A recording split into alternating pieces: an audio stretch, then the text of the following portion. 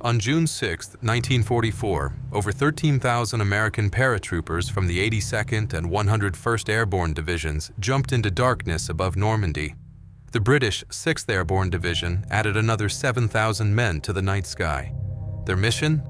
Seize bridges, destroy gun batteries, and sow chaos behind German lines before the beach landings at dawn. The drops were chaos from the beginning. Anti-aircraft fire shredded formations.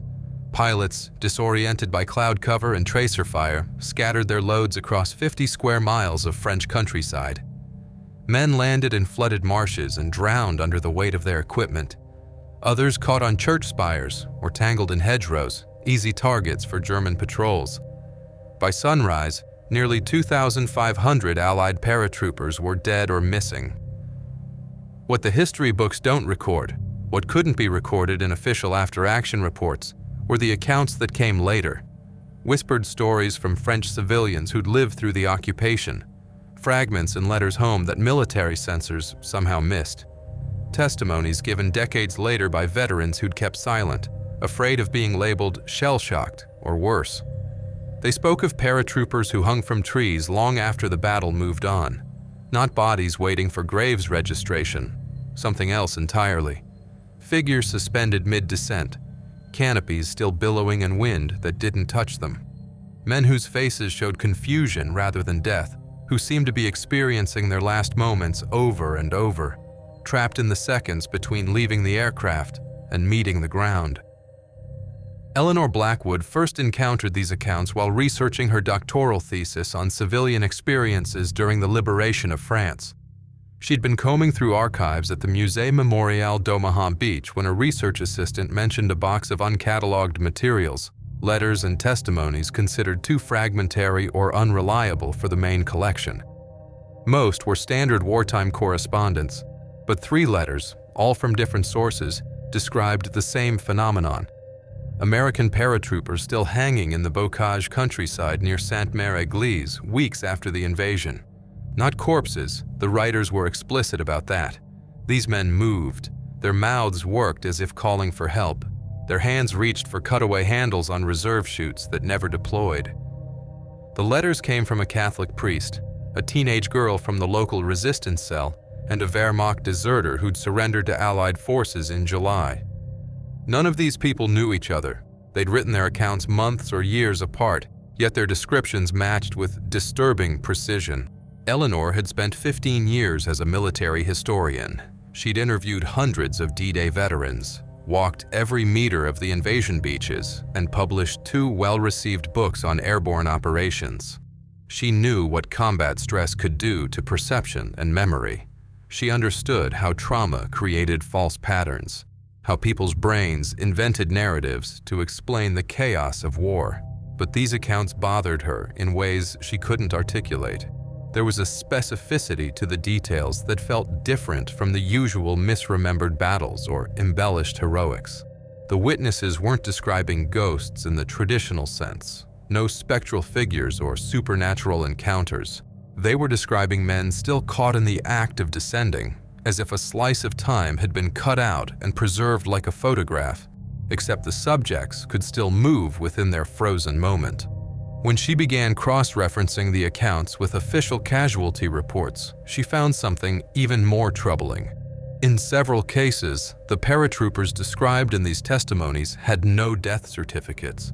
They were simply listed as missing in action, presumed dead, a common enough designation given the chaos of the drops. But in 3 instances, men matching the descriptions had later been found alive, returned to their units, and lived for decades after the war. She'd tried to interview 2 of them before they passed away in the early 2000s. Both refused to discuss their D-Day experiences beyond the official record. One hung up when she mentioned Sainte-Mère-Église.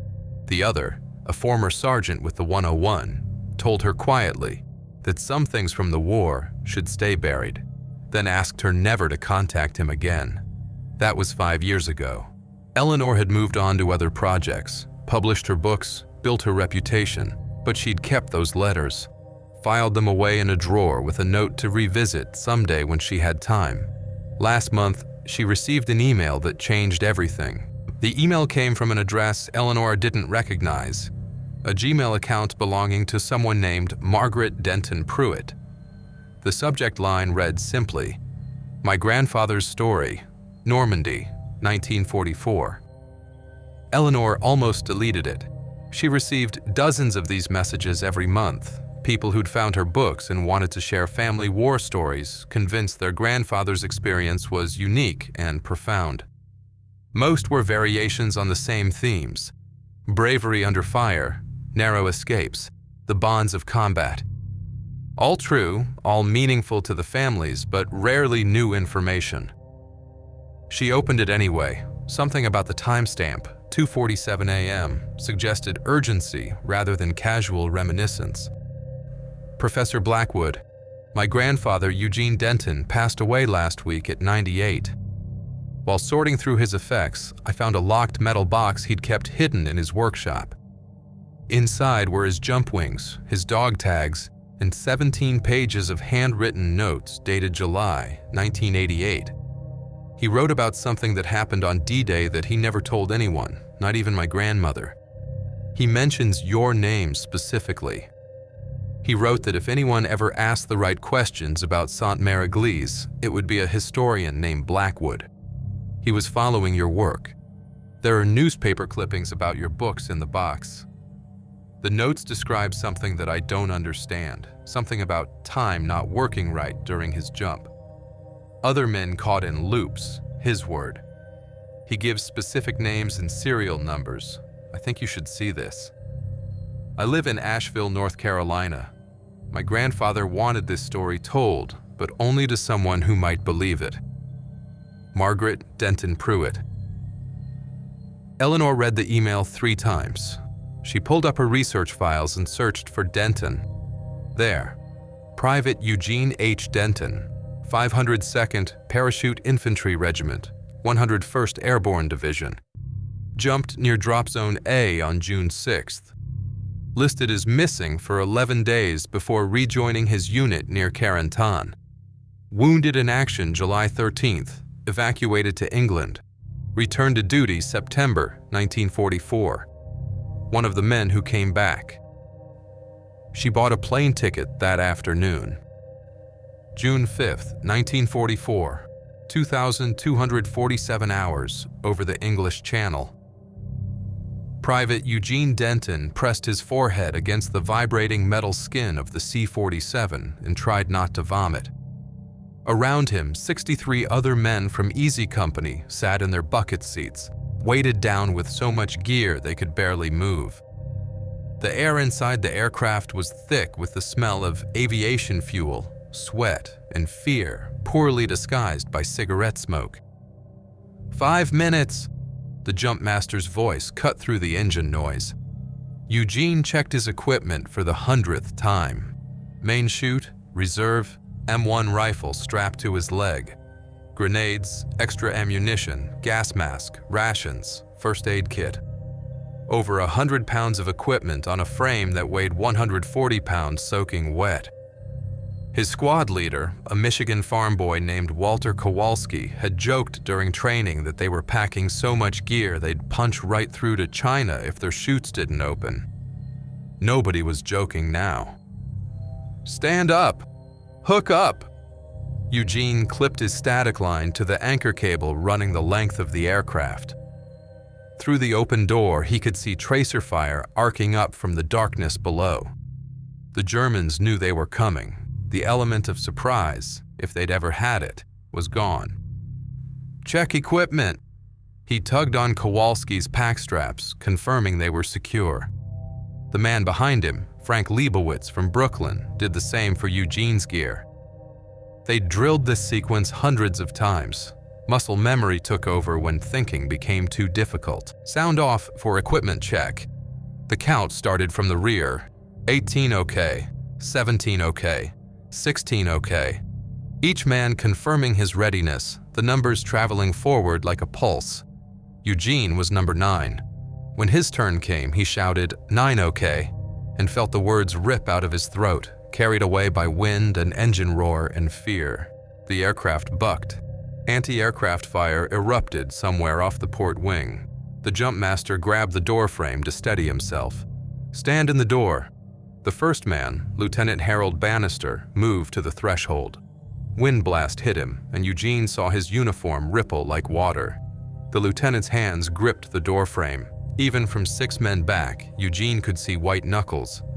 Then the light changed, red to green. "Go, go, go." Bannister disappeared into the darkness. Kowalski followed. Then Private Joseph Kerrigan. The line moved fast, 1 man every second, just like training. Eugene shuffled forward, hands on the shoulders of the man ahead, trusting the process. 3 men, 2 men, 1 man. Then he was at the door. The world beyond the aircraft was chaos. Searchlights swept the sky. Explosions bloomed orange and red. Other C-47s were visible as dark shapes against darker clouds, some trailing fire. Tracers stitched bright lines through the air. Eugene's hands found the door frame. The jumpmaster's palm hit his shoulder. He stepped into the void. The prop blast caught him, spinning him sideways. The static line yanked his parachute free. For a moment, that terrible moment every jumper experienced, nothing happened. He was falling, untethered, at terminal velocity toward occupied France. Then the canopy deployed with a snap that jerked him upward so hard his vision went white. When his sight cleared, Eugene hung in darkness beneath billowing silk. The aircraft noise faded. He could hear nothing but wind and his own breathing. Below, the landscape was a patchwork of fields and hedgerows barely visible in moonlight filtered through clouds. Something felt wrong. He couldn't articulate what. The jump had gone smoothly. No line twists, no torn panels, no equipment failures. He was descending at the correct rate toward what looked like a field bordered by the thick hedgerows the intelligence briefings had warned about. But something was off. A quality to the air. A thickness to the darkness. Other parachutes drifted around him.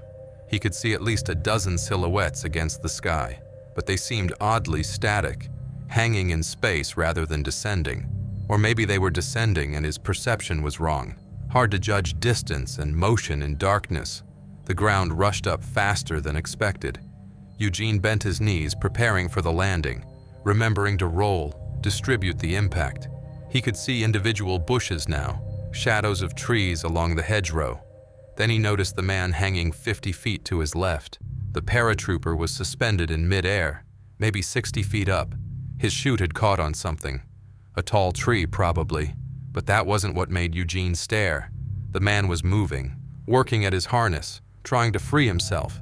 Nothing unusual about that. Men caught in trees were trained to cut themselves down if they couldn't unhook normally.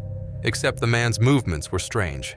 He'd reach for his knife, draw it, begin cutting at the risers, then his hand would jerk back to the starting position.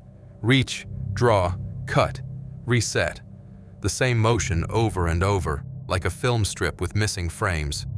Eugene hit the ground hard, rolled through grass and dirt, came up tangled in his suspension lines.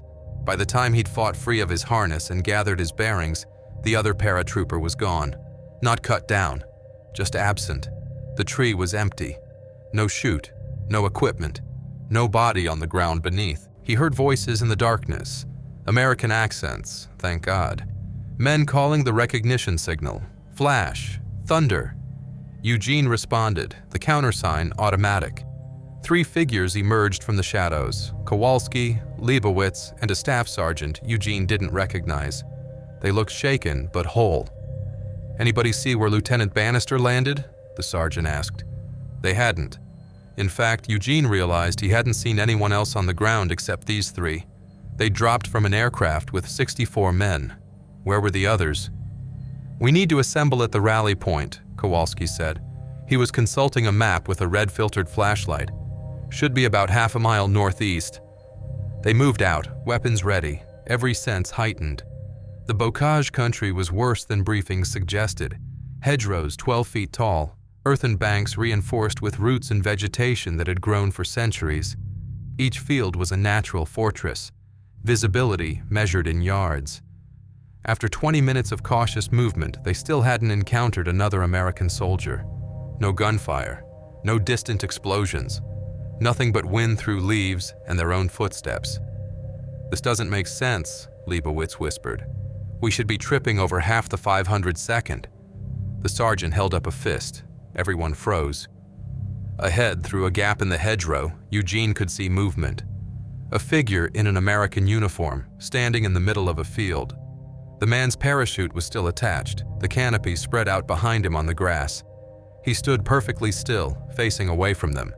"Hey," the sergeant called softly. "You okay?" The figure didn't respond.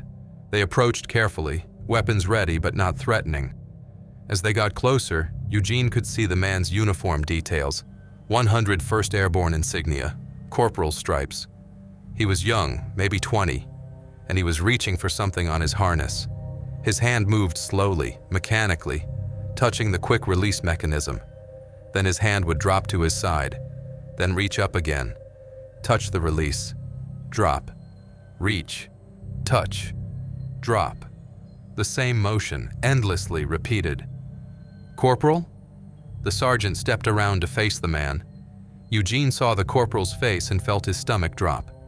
The young man's eyes were open, fixed on something invisible.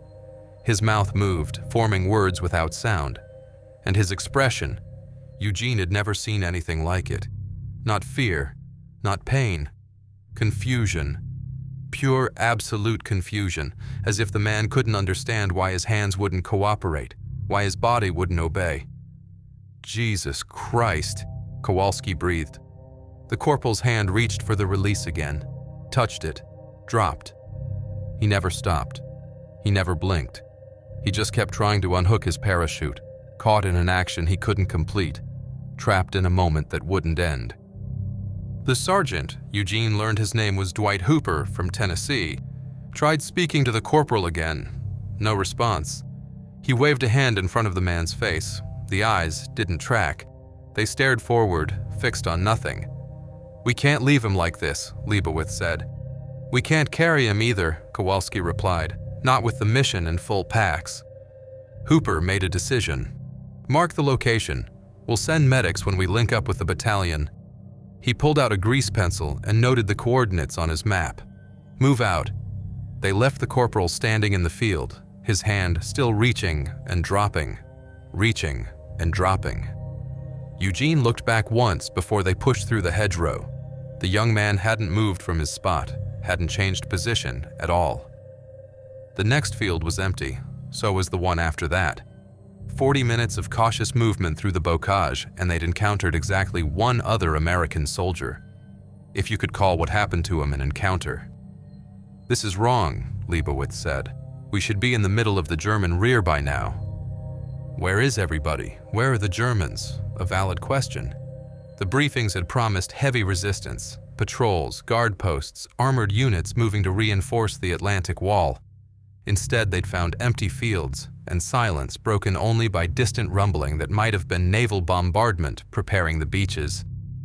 Then, Kowalski froze, his hand shooting up in the signal to stop. Through the pre-dawn gloom, Eugene could see why.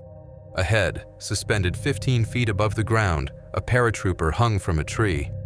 His chute had snagged on heavy branches. The man dangled in his harness, swaying slightly in a breeze that Eugene couldn't feel. "Cover me," Hooper whispered. He approached the tree, rifle at the ready. The hanging man was alive. Eugene could see his chest moving, could hear labored breathing. But something was wrong with the way he hung. His body orientation kept shifting, not swaying in wind, but resetting. He'd tilt left, then snap back to center, tilt right, snap back, like a pendulum with broken physics. "Hey," Hooper called up. "Can you hear me?" The paratrooper's head turned. Eugene saw his face, another young guy, couldn't have been more than 19. His mouth opened, words came out, but they made no sense, not garbled or slurred, just backwards. Eugene heard English phonemes in reverse order, like a recording played in rewind. Ple, eselp, nwad teg. The man's expression was desperate, pleading. His hands scrabbled at the harness releases, but his fingers couldn't seem to grip properly. They'd reach, grasp, slip away, reach, grasp, slip. "We need to cut him down," Leibowitz said. Hooper shook his head slowly. "Look at him. Really look." Eugene did. The paratrooper wasn't just hanging wrong, he was existing wrong. As Eugene watched, the man's right arm reached for his knife, drew it from the sheath, brought it up to cut a suspension line. Then the arm jerked back to hanging position, and the knife was somehow back in its sheath. The sequence repeated: arm up, knife out, begin cutting, reset to start. "He's already trying to cut himself down," Kowalski said quietly. "He's been trying. He'll keep trying."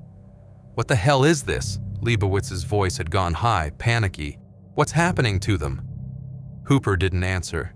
He just stared up at the trapped man, at the endless loop of attempted escape that never completed. They moved on. They had to. The mission came first. That's what they'd been trained to believe. Find the rally point, link up with their unit, execute the objectives.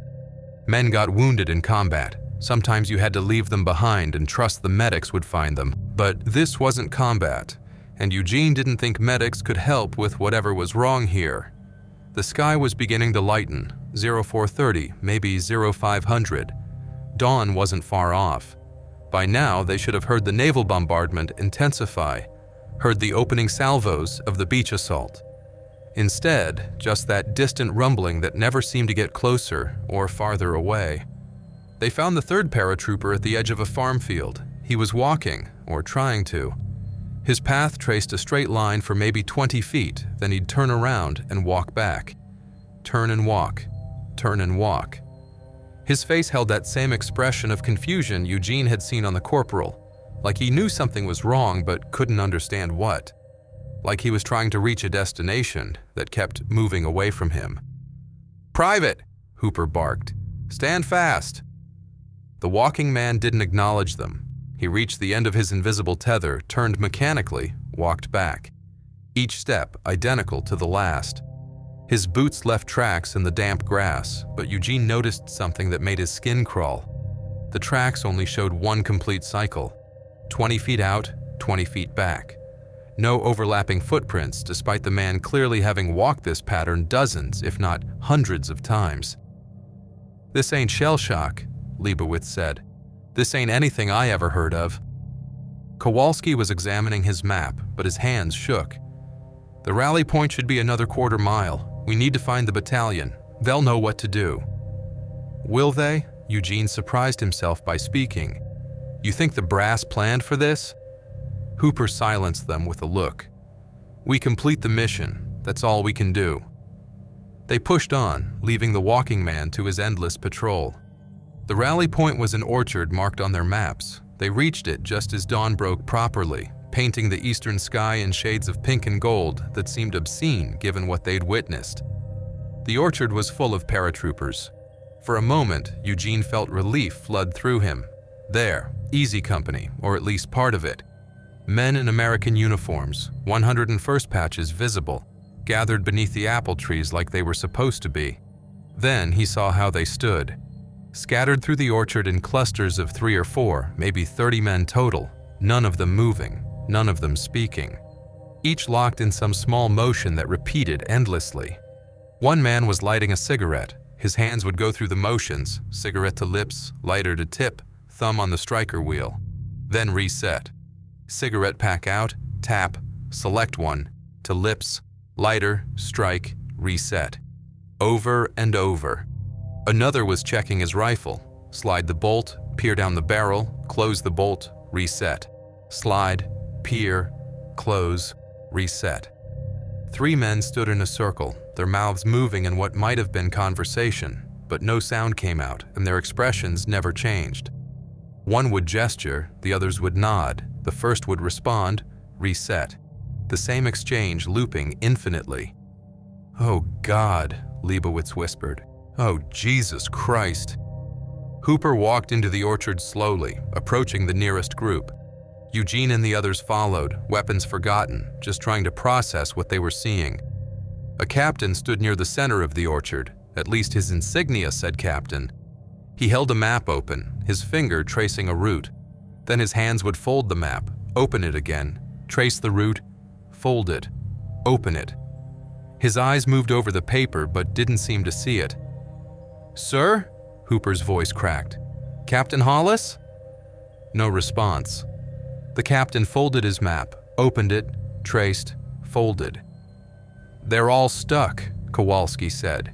He'd moved among the frozen men, studying them.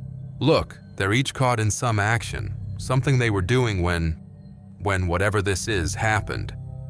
Eugene noticed something else. "They're not all from our plane. That's Able Company insignia. And those guys are from 3rd Battalion. Men from different aircraft, different drop zones, all ending up here, all trapped in the same way." Leibowitz had found Lieutenant Bannister, their stick commander from the jump. He stood near an apple tree, his arms raised as if pointing directions. His mouth moved silently. Every few seconds he'd lower his arms, raise them again, point the same directions, lower them, raise them. "Lieutenant," Leibowitz said, reaching out. "Don't touch him." Eugene shouted the warning without thinking. Too late. Leibowitz's hand brushed Bannister's shoulder. The effect was immediate. Leibowitz jerked back like he'd touched a live wire. His whole body went rigid. His eyes widened in terror, and his mouth opened in a scream that produced no sound. Then he started walking. Not toward anything in particular, just walking, his stride mechanical, his expression frozen in that moment of contact shock. Hooper lunged forward, grabbed Leibowitz by the harness, tried to stop him. The walking man, Eugene couldn't think of him as Leibowitz anymore, didn't resist or acknowledge the grip. He just kept walking, dragging Hooper forward until the sergeant was forced to let go. They watched Leibowitz walk 20 paces, stop, turn around, and walk back. His face never changed. That expression of horror locked in place. "Nobody touch them," Hooper said. His voice had gone flat. "Nobody touch any of them." "What do we do?" Kowalski asked. Before anyone could answer, they heard it. A sound from the eastern edge of the orchard. Voices. American voices, calling out in confusion and fear. More paratroopers were arriving. Men from other drops, other aircraft, drawn to the rally point like they'd been trained. Walking into a trap they couldn't see. "We have to warn them," Eugene said. "Warn them about what?" Hooper replied. "The time is broken? That our guys are stuck in loops? They'll think we're crazy. Look around. They'll see it themselves. But would they?" Eugene thought about the corporal in the field, the man in the tree, the walking man. They'd seen those things and kept moving, kept trying to complete their mission, kept hoping there was a rational explanation. More voices approaching, getting closer. Hooper made a decision. "We get out of the orchard, mark it on the maps as compromised, find another unit, report what we've seen." "Report what?" Kowalski's laugh was edged with hysteria. "Sir, with all due respect, what the hell do we report?" The voices were at the orchard's edge now. Eugene could see shadows moving between trees. "We report," Hooper said grimly, "that we need to evacuate Normandy, because whatever's happening here, it's spreading." June 6, 1944, 06:45 hours. 2 kilometers south of Sainte-Mère-Église, Eugene crouched in a ditch with Hooper and Kowalski, their backs pressed against cold earth. They'd fled the orchard when the newly arrived paratroopers started touching the loop-trapped men, one by one joining the frozen cycles. The last thing Eugene had seen was a dozen men standing in various postures of interrupted action, their faces locked in expressions ranging from confusion to terror. Hooper was writing. His hands shook so badly the pencil kept tearing the paper, but he wrote anyway. Notes in the margins of his map, on the backs of briefing documents, anywhere he could find space. "Nobody's going to believe this," Kowalski said. "That's why we write it down," Hooper replied. "Dates, times, coordinates, descriptions of what we saw, names and serial numbers of the affected men." Eugene understood. Military logic. Document everything. Paper trails don't hallucinate. If they all reported the same things, in writing, with specifics, it was harder to dismiss as combat stress or exhaustion. "We need witnesses," Eugene said. "Other people who've seen it. Civilians, maybe." Hooper looked up from his writing. "You think the French know about this? They've been here through the occupation. If it's been happening for longer than just tonight." They moved through the hedgerows toward a cluster of farm buildings visible half a mile away. The sun had fully risen now, and in the distance they could hear naval guns pounding the beaches. The invasion was proceeding as planned. Thousands of men landing under fire, fighting their way inland, unaware that something broken was waiting for them in the Norman countryside. The farm was old, stone buildings with slate roofs, a courtyard with a well, chickens scratching in the dirt. An elderly woman stood in the doorway of the main house, watching their approach with the wary stillness of someone who'd survived 4 years of occupation. Hooper raised his hands, showing they meant no harm. His French was terrible, but he tried. "Parlez-vous anglais?" "American. We need help." The woman stared at them for a long moment. Then she called back into the house. Genevieve, a younger woman, emerged, early 30s, wearing a faded blue dress. Her English was accented but clear. "You are from the plains last night. The invasion." "Yes, ma'am," Hooper said. "We need to ask you about something. Have you seen anything strange? American soldiers acting wrong?" The two women exchanged a glance. The younger one, Genevieve, gestured for them to come inside. The farmhouse kitchen was dark, cool. An old man sat at the table, and 2 children peeked from behind a doorway. Genevieve closed the door and shutters before speaking. "We have seen things," she said carefully. "For 3 days now, since you started dropping supplies at night. The containers with parachutes. Supply drops started June 3rd, Kowalski confirmed. Pathfinders and equipment." Genevieve nodded. "Some of your men came then too. Scouts, I think. We watched from hiding. The Germans were still on patrol. We saw 2 of your soldiers checking the landing sites." She paused, choosing her words. "They found something, or something found them." "What happened?" Eugene asked. "They became stuck. One was kneeling, examining a parachute that didn't open properly. He stayed kneeling, for hours, still moving his hands over the fabric, checking it again and again. The other was standing guard, looking through, what do you call it? The glass for seeing far. Binoculars." "Yes, he put them to his eyes, looked, lowered them, put them up again, over and over. We watched them all day. They never stopped. The Germans found them at sunset. They tried to capture them, but..." She shook her head. "The Germans who touched them became stuck too. 3 soldiers, frozen while trying to grab your men." The old woman spoke in rapid French. Genevieve translated. "My mother says this land is cursed. The Germans chose it for their fortifications because the locals avoided it. Old stories, people disappearing, time behaving strangely. She says we should have warned you, but how could we? The Germans would have shot anyone who tried to signal your planes." Hooper was writing everything down. "Where are these stuck men now, the ones you saw?" "Near the old monastery, 2 kilometers northeast. The Germans moved the French soldiers who'd become stuck. They didn't know what else to do. But your American scouts are still there, I think. Unless more Germans tried to move them and got stuck themselves." Eugene felt sick. This had been happening for days, before the main invasion. How many men were already trapped in these loops? How many more would join them as the battle spread? "Is there any pattern?" Kowalski asked. "Anything that protects people from getting stuck?" Genevieve considered. The children noticed something. "If you don't touch the stuck ones, you're safe. And if you avoid certain areas, there are places that feel wrong. The air feels thick. Sounds become strange. If you sense that, go around." "How do you know where those places are?" "You feel them. Your body knows before your mind does." The old man spoke again. Genevieve translated. "He says the Germans brought a scientist 3 weeks ago, a man with instruments, measuring things.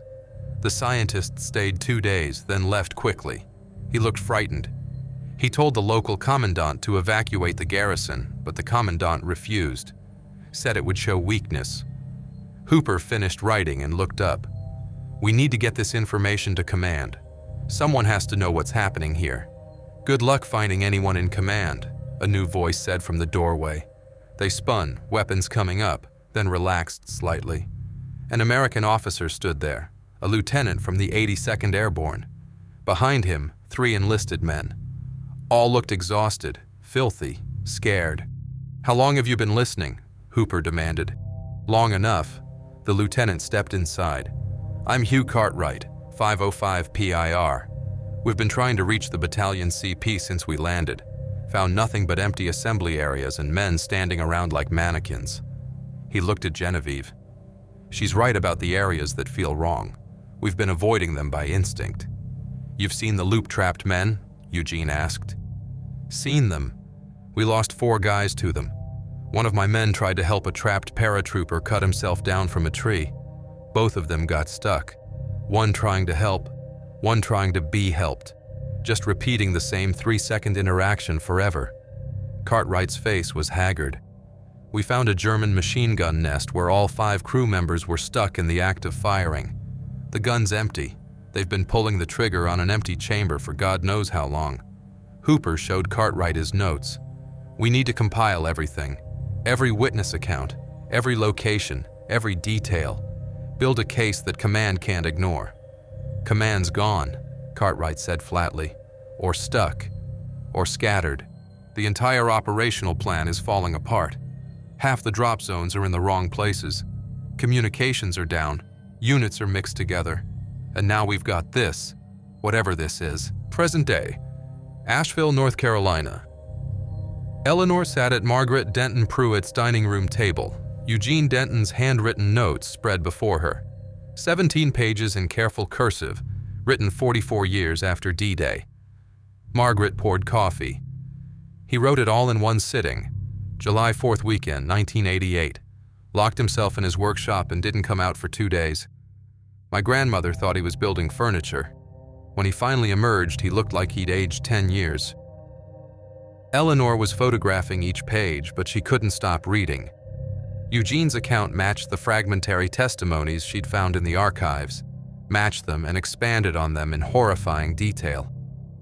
We documented everything, Eugene had written. Sergeant Hooper collected statements from 6 different squads. Lieutenant Cartwright mapped the affected zones. A medic named Vincent Palmieri examined 3 loop-trapped men without touching them, noting their vital signs seemed normal. Hearts beating, lungs breathing, but their consciousness was somewhere else. Stuck in the moment, living it over and over. By afternoon of D-Day, we'd identified 47 affected American soldiers and at least 20 Germans. The numbers grew as more units moved inland. Anyone who touched a trapped person became trapped. Anyone who entered certain zones never came out the same. We tried everything. Shouting at the trapped men, throwing objects near them to startle them out of the loops. Nothing worked. They were beyond reach. Eleanor turned to the next page. Her hand trembled. At 1600 hours, Sergeant Hooper decided we needed to mark the danger zones to protect incoming forces. He took Kowalski and 2 men from Cartwright's squad. They were going to place warning markers around the worst areas. I never saw them again. Not alive, anyway. I found Hooper 3 days later, during the push toward Carentan. He was standing in a field holding a white cloth tied to a stake, trying to plant it as a warning. His arms would raise the stake, position it to drive into the ground, then reset. Raise, position, reset. His face. I can't describe his face. The awareness in his eyes. He knew what was happening to him. He was awake in there, trapped in his own body, repeating the same action forever, trying to warn people, trying to save them. And I had to walk away. Margaret was watching her read. There's more, near the end. Eleanor flipped to the final pages. I spent 11 days missing in action because I avoided the rally points, avoided anywhere that felt wrong. I lived in ditches and barns, scavenged rations, waited for the front lines to move past me. When I finally rejoined Easy Company near Carentan, I tried to file a report. The captain wouldn't take it, said I'd been through hell, needed rest. When I insisted, they sent me to a psychiatrist. He told me combat stress creates false memories. The mind tries to make sense of chaos by creating patterns. He was very kind about it. I gave up trying to convince anyone. What was the point? The invasion succeeded. The war moved on. The loop-trapped men were left behind, and I assume they're still there, still repeating, still aware. I've tried to forget. For 44 years I've tried. But I can't stop thinking about Hooper, about Leibowitz, about all those men stuck in moments they can't escape. Someone needs to know this happened. Someone needs to remember them. Eleanor sat back, processing. Did your grandfather ever go back to Normandy? Once, in 1984 for the 40th anniversary. He went alone, wouldn't let my grandmother come. He was gone for 10 days. When he came back, he wouldn't talk about the trip, but he started having nightmares again. Did he say what he saw there? Margaret hesitated. He told me something, just once, a few months before he died. He said the orchard was still there, the one from his notes, and he said he saw echoes. Echoes? His word. He said if you looked at certain spots just right, in certain light, you could still see them. Faint, like after images. Men suspended in loops that time forgot. Eleanor felt goosebumps rise on her arms. She thought about the testimonies in the archives. The priest who'd reported seeing paratroopers weeks after D-Day. The resistance fighter who described American soldiers caught between seconds. The Wehrmacht deserter who'd written about watching a man try to light a cigarette for 3 hours straight. They'd all seen it. Different witnesses, different times, all describing the same phenomenon. I need to go to Normandy, Eleanor said. June 8th, 1944, 13:20 hours.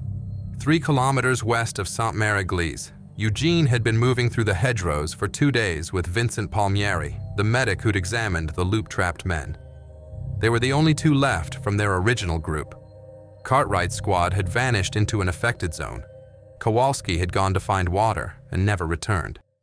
They'd learned to sense the wrong places, a pressure in the chest, a subtle wrongness to the light. The way sound didn't carry properly. When they felt those signs, they went around, even if it meant hours of extra travel. But now they'd run out of room to maneuver. They stood at the edge of a large field, maybe 3 acres, and every direction they'd tried to go around it led back here. The field itself looked normal. Grass, wildflowers, a few scattered apple trees. Beyond it, smoke from Saint-Mère-Église. American forces had taken the town, and Eugene could see the church spire where, according to rumors already spreading, a paratrooper had gotten caught on the steeple during the drop. "We have to cross," Palmieri said. "We're out of rations. We need to reach friendly lines." Eugene stared at the field. The pressure in his chest was stronger here than anywhere else. The air seemed to shimmer, though that might have been heat distortion. Sounds from the battle in Saint-Mère-Église reached them distorted, as if traveling through water.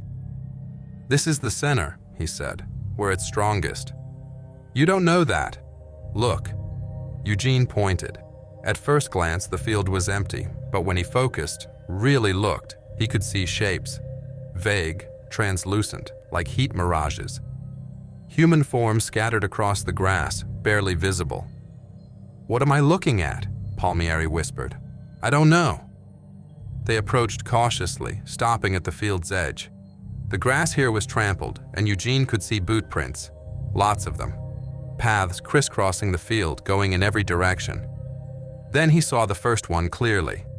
A paratrooper stood 20 feet into the field, his form more solid than the others. He was taking a step. His right foot lifted, moved forward, began to descend. Then his leg would jerk back to the starting position. Lift, move, descend, reset. Walking, but never advancing. His face showed strain, as if he was pushing against resistance. His mouth moved silently, forming words. Move, move, move. "Jesus," Palmieri breathed. Beyond the walking man, Eugene could see more, dozens more. Men in various stages of action, all of them fading, like photographs exposed to sunlight. Some were barely visible, just outlines. Others were more solid, newly trapped. "They're all trying to cross," Eugene said, "trying to reach the other side. They get stuck, and over time they fade." A figure near the far edge of the field caught his attention. This one was clearer than the others, recently trapped.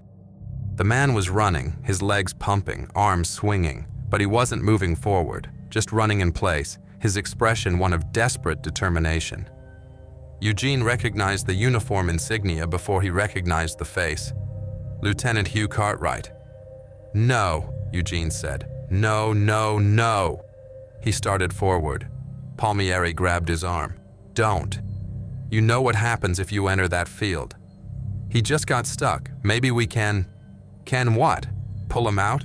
Everyone who tries becomes trapped too. You've seen it. Eugene watched Cartwright run in place, his eyes fixed on the far tree line, on safety he'd never reach. The lieutenant had been trying to cross the field, trying to get back to American lines. Had felt the wrongness but pressed on anyway. And now he'd be here forever, running toward home until time ended or his form faded to nothing like the others. How many men had tried to cross this field since D-Day? How many had felt the wrongness and pushed through anyway, believing their strength or will or luck would get them across? Look there, Palmieri said, pointing left. Near the field's western edge, Eugene could see clearer figures. Not paratroopers, older uniforms.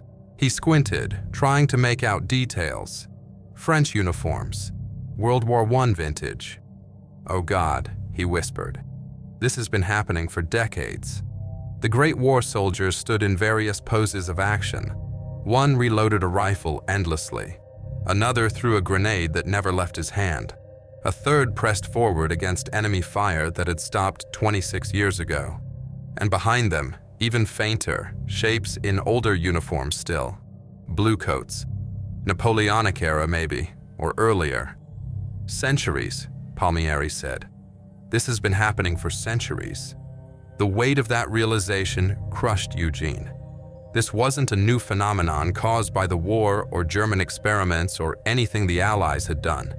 This was old, ancient, a property of the land itself, a place where time broke down and trapped anyone who entered at the wrong moment. And they dropped thousands of paratroopers right into it. A sound reached them, American voices, shouting orders. Eugene turned to see a squad of soldiers emerging from the hedgerows to the south. 10 men, led by a captain, moving with purpose toward the field. Stop, Eugene shouted. Don't cross the field. The captain waved acknowledgement, but kept coming. His squad spread out, preparing to move through the open ground. Sir, there's something wrong with this area, Eugene yelled. It's a trap.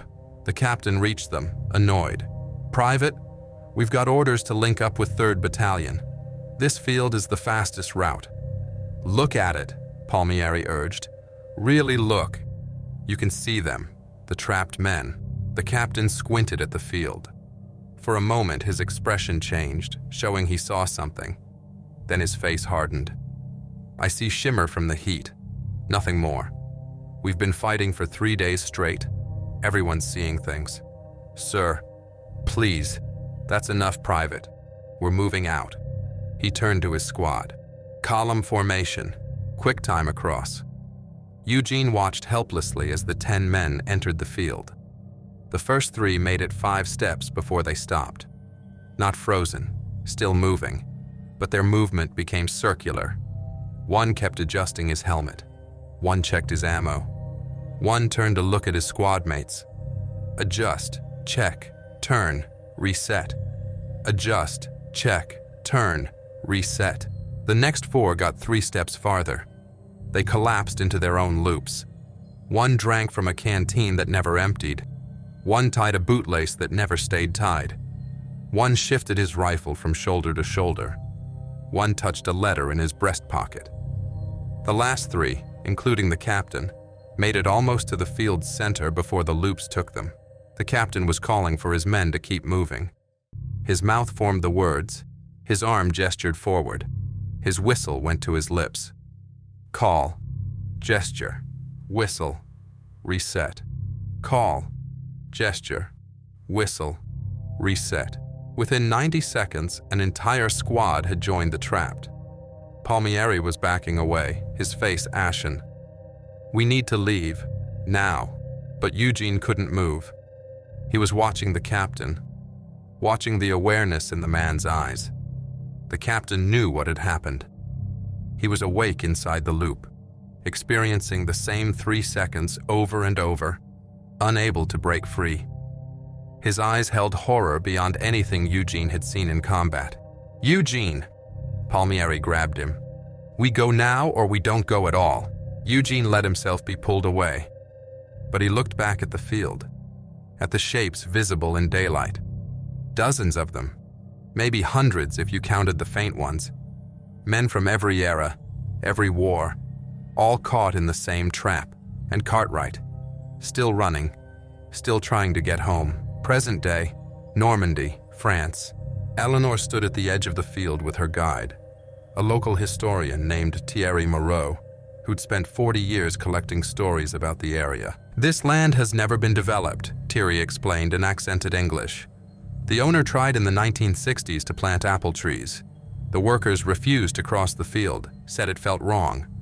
He sold it to the French government, who designated it a war memorial site. But they've never built anything here.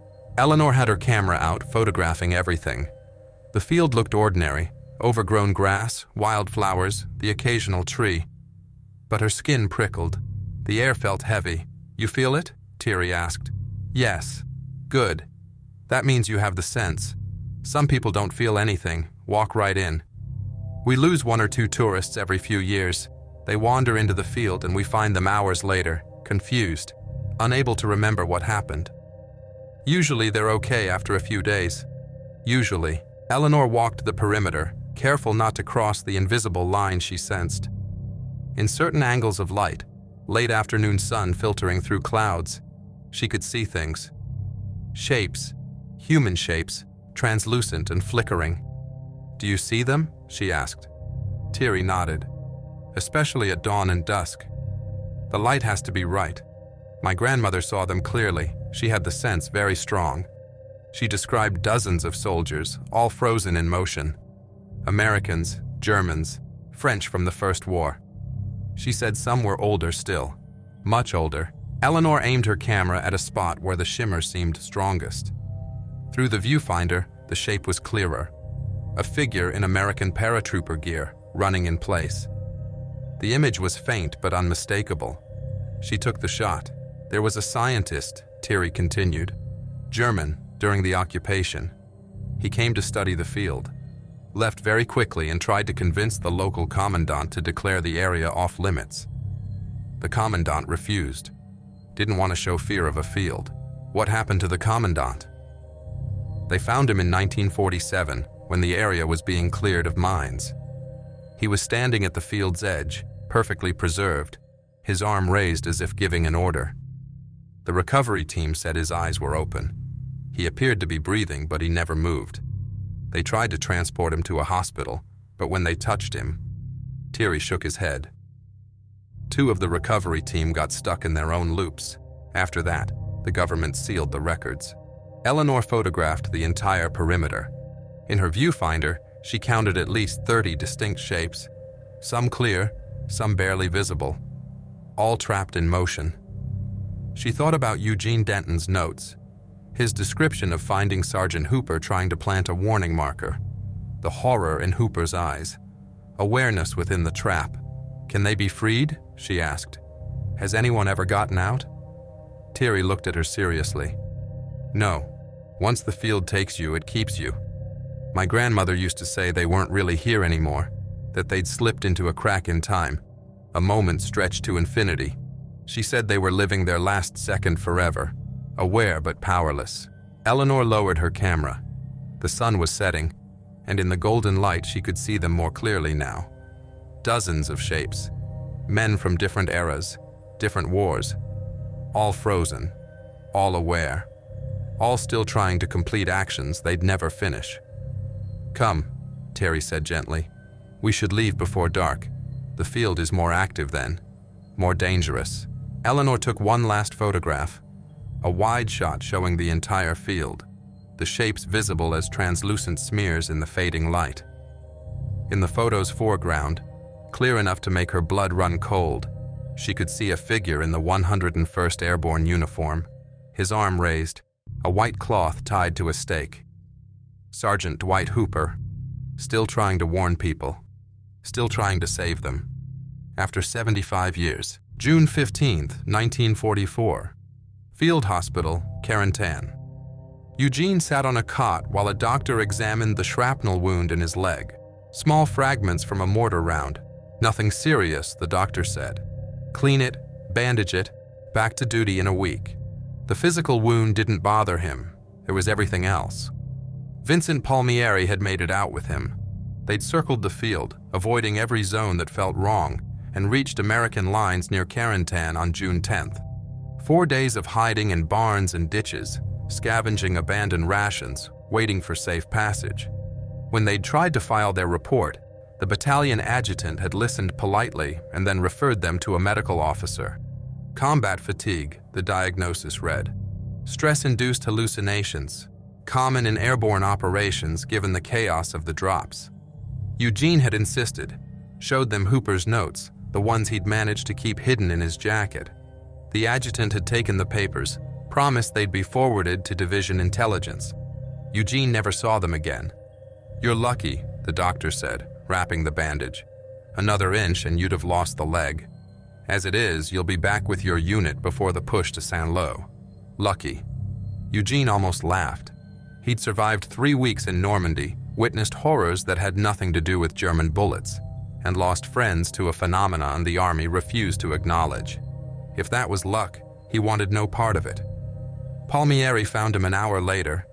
The medic looked worse than Eugene felt. Dark circles under his eyes, hands that wouldn't stop shaking. "They're shutting us up," Palmieri said quietly. "I tried to file another report through medical channels. My company commander pulled me aside, told me to drop it. Said if I kept pushing, I'd find myself in a psychiatric ward. They can't just ignore it.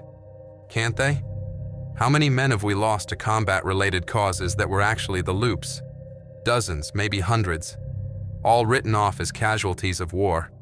Nobody's going to investigate. Nobody wants to know." Eugene stared at his bandaged leg. "So we just forget about it?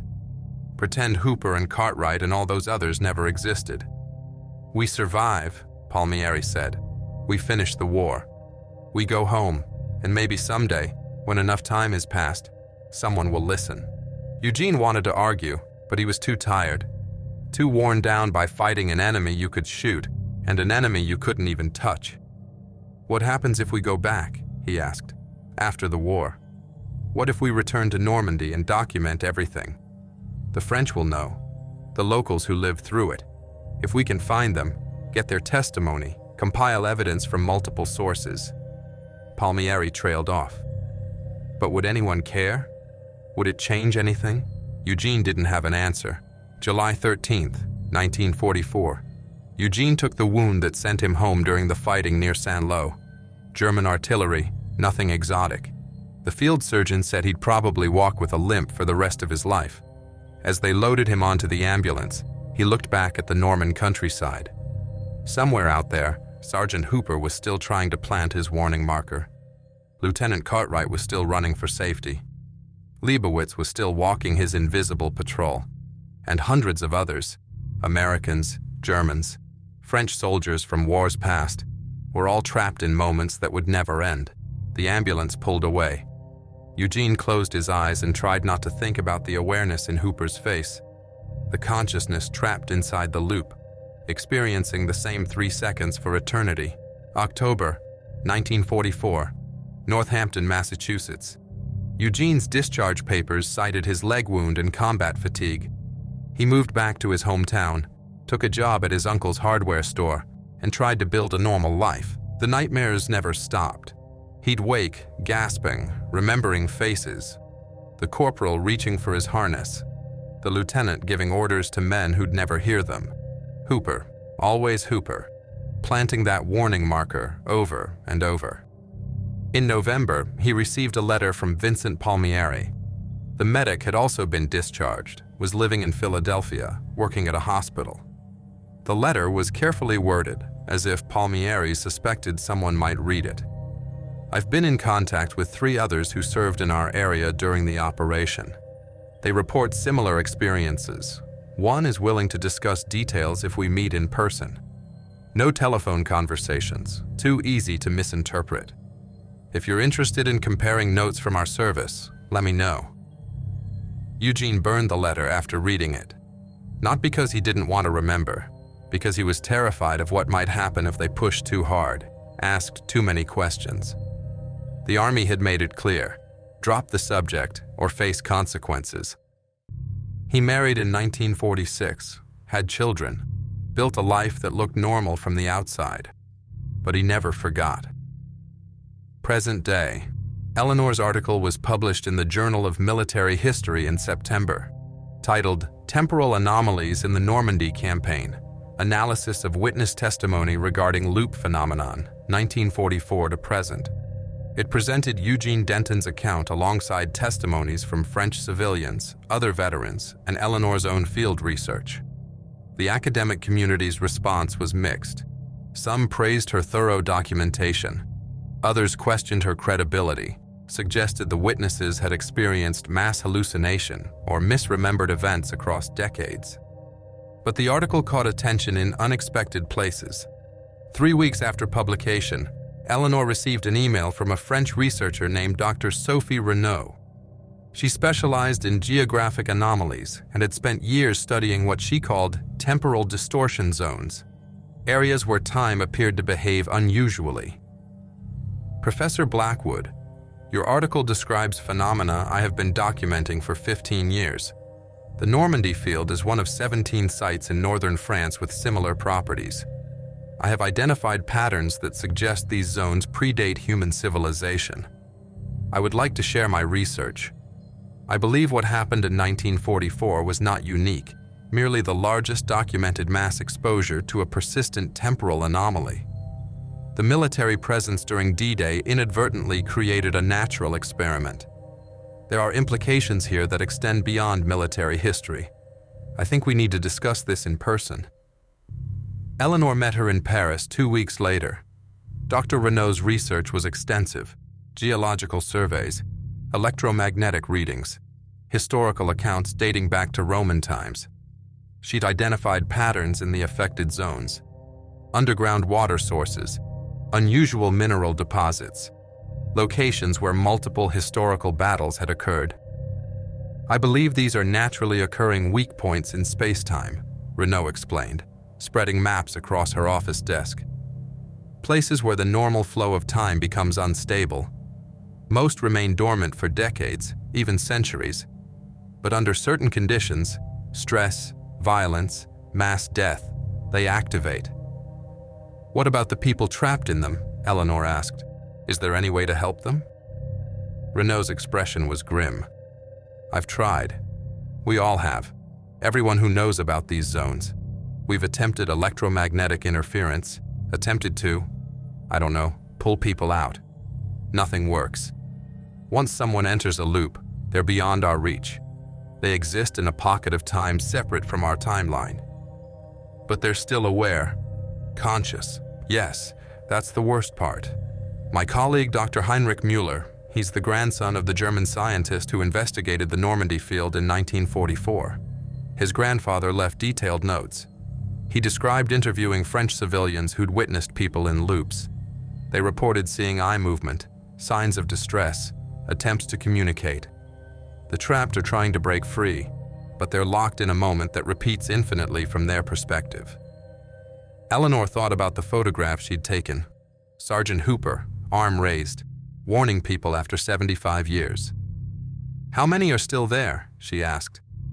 In the Normandy field specifically? Based on historical records, witness testimony, and our surveys, we estimate between 200 and 300 individuals spanning multiple centuries, the majority from June 1944. 200 to 300 people, living the same second forever. Has anyone from D-Day survived in normal time? Eleanor asked. Besides Eugene Denton? A few. We've identified 12 veterans who reported experiencing loop phenomena and survived the war. Most refused to discuss it. Denton was unusual in documenting his experience, even if he waited decades to do so. Why did he finally write it down? Renaud pulled out a folder. We found this in declassified military records from 1988.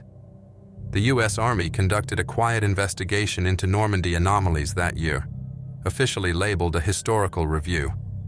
They interviewed several D-Day veterans. Eugene Denton was one of them. Eleanor opened the folder. Inside was a transcript of an interview conducted July 2, 1988. Eugene's responses were guarded, careful. But between the lines, she could see him testing the interviewer, trying to determine if the military was finally taking it seriously. The interview ended with a note from the investigating officer. Subject's account is consistent with other testimony from the period. Recommend no further action. Phenomenon remains unexplained but appears localized. Area already restricted from public access. No military operations currently planned for affected zones. They knew, Eleanor said. The military knew and decided to do nothing. What could they do? Renaud asked. They can't free the trapped. They can't prevent the zones from existing. The best they can do is restrict access and hope nothing triggers another mass incident. Eleanor looked at the maps, at the 17 marked locations across northern France. 17 places where time broke down and swallowed people whole. We need to document this properly, she said. Not just for history, for the families, the people who lost fathers and sons and never knew what really happened to them. Many families would prefer not to know, Renaud warned. It's one thing to lose someone in combat, another thing entirely to learn they're trapped in an eternal moment, aware and suffering, with no hope of release. Eleanor thought about Margaret Denton Pruitt, about how she'd reacted to learning the full truth of her grandfather's experience. The woman had cried, not from sadness, but relief. Relief that someone finally believed him. Some families need to know, Eleanor said. They need to understand their loved ones didn't die. They're still there, still trying, still fighting in their own way. Renaud nodded slowly. Then we keep documenting. We keep researching. And maybe, someday, we'll understand enough to help them. But Eleanor knew that day might never come. The trapped soldiers of Normandy, American, German, French, and others spanning centuries, would likely remain frozen forever. Caught in moments of action they could never complete, aware in a prison of fractured time. All she could do was remember them, tell their stories, make sure the world knew what happened in the Norman fields when time itself broke down and men fell through the cracks. Asheville, North Carolina. Margaret Denton Pruitt called Eleanor 3 weeks after the article's publication. "Thank you," she said simply, "for believing him, for telling his story. Did you read it? Every word. My grandfather kept so much inside for so long.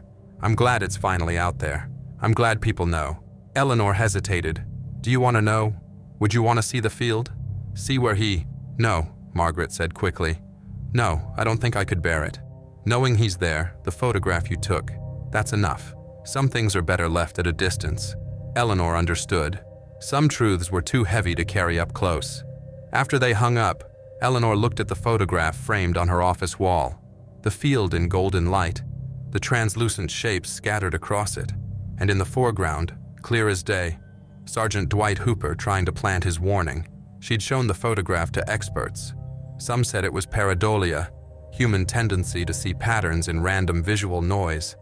Others suggested camera artifacts or light distortion, but Eleanor knew what she'd seen, what the camera had captured. Men caught in time, still serving, still trying to save others. Still, after all these years, doing their duty. There's a memorial at Sainte-Mère-Église, a paratrooper hanging from the church steeple, commemorating Private John Steele, who got caught there during the D-Day drop. Tourists photograph it daily. School groups learn about his survival, how he played dead for 2 hours before Germans cut him down and took him prisoner. It's a good story. True, documented, verifiable. But 3 kilometers west, in a field that appears on no tourist maps, other paratroopers still hang. Not from steeples or trees, from something more fundamental. Trapped not by fabric or wood, but by time itself. The French government maintains the area as a protected historical site, which is technically true. Signs warn against trespassing, citing environmental concerns and unexploded ordnance. The locals know better. They've known for generations. Some things don't require official acknowledgement to be real. Eugene Denton lived until 2018, dying 2 months before his 99th birthday. He never returned to Normandy after 1984. His granddaughter, Margaret, keeps his papers, all 17 pages, plus the notes he added in later years. Observations, questions, theories he never shared with anyone. In the margins of his 1988 account, written in different ink, added sometime in the 1990s, he wrote, "I dream about Hooper every night. Always the same dream. He's planting that warning marker, and I'm standing at the field's edge, and he looks at me, really looks, like he can see me across time, and his eyes are asking, did anyone listen? Did the warning work? I don't know how to answer him." Vincent Palmieri, the medic who escaped the bocage with Eugene, became a psychiatrist after the war. He specialized in trauma, helping veterans process experiences that conventional medicine dismissed or misunderstood. He never spoke publicly about Normandy, but colleagues remembered him saying that the worst wounds weren't visible. But some men carried injuries that existed outside normal time. He died in 1992. His obituary mentioned his Distinguished Service Cross, his post-war medical career, his family. Nothing about fields where time fractured or men caught between seconds. Lieutenant Hugh Cartwright's family received a telegram in July 1944, missing in action, presumed dead. His mother refused to believe it. She wrote letters to the War Department for 3 years, demanding answers. What happened to her son? Where did he fall? Could they at least tell her that? The Army had no answers. Cartwright's body was never recovered. His name appears on the wall of the missing at the Normandy American Cemetery, along with 1,557 others whose remains were never found. Hugh Cartwright isn't dead. He's still running across that field, legs pumping, arms swinging, eyes fixed on safety he'll never reach. Somewhere in a crack in time, he's still trying to get home. Dr. Sophie Renaud continues mapping temporal anomaly zones across Europe. Her research has identified 43 locations where time appears unstable, places that swallow people and hold them in loops. Some are battlefields. Others are ancient sites with no clear historical significance. The common thread remains elusive. She estimates there are over 2,000 people trapped across all documented zones, spanning from Bronze Age warriors to modern hikers who wandered into wrong places at wrong times. All conscious, all aware, all experiencing single moments extended to infinity. There's no known way to free them. Eleanor Blackwood's research continues. She's interviewed descendants of French witnesses, examined military records from a dozen countries, analyzed geological surveys of affected areas. Each year brings new testimony. Someone's grandfather who saw strange things in Normandy. Someone's grandmother who warned children away from cursed fields. The picture grows clearer, but understanding remains distant. What causes these zones? Why do they exist? Are they natural phenomena, or do they require some catalyst, violence, death, collective human suffering to activate? And most troubling, are they increasing? Dr. Renaud's data suggest temporal anomalies are becoming more frequent, small pockets of distorted time appearing in places with no historical precedent, minutes-long loops that trap people briefly before releasing them, confused and disoriented, as if whatever holds these zones together is weakening or spreading. The soldiers trapped in Normandy didn't sign up for eternal service. They volunteered to fight a war, to defend freedom, to come home when the job was done. Instead, they fell into moments that wouldn't end, caught in the act of doing their duty. Sergeant Dwight Hooper is still planting his warning marker. He's been planting it for 81 years. His hands position the stake, prepare to drive it into the ground. Reset. Position. Prepare. Reset. Trying to save people who won't arrive for decades. Trying to protect soldiers not yet born. That's not sacrifice in any traditional sense. It's something beyond words. Consciousness extended past endurance, awareness trapped in service that cannot end. Every year on June 6th, a few people visit the restricted field. Researchers mostly, and occasional family members of the missing. They stand at the perimeter, careful not to cross the line they sense, and look for shapes in the proper light. Some years the shapes are clearer than others. Dawn and dusk, when shadows fall just right, you can see them. Dozens of men frozen mid-action, transparent but present, still serving, still trying. No one salutes them. It would feel wrong somehow, like acknowledging their awareness makes the trap more real. But Eleanor visits every June 6th. She stands at the field's edge and says the names aloud, all the ones she knows, from official records, from Eugene's notes, from witness testimony spanning 8 decades. Dwight Hooper, Frank Leibowitz, Hugh Cartwright, Joseph Kerrigan, Walter Kowalski, and hundreds more. American, German, French, men whose names are lost to time, who exist now only as shapes in particular light, caught forever in the act of trying to survive. Someone should remember them. Someone should speak their names.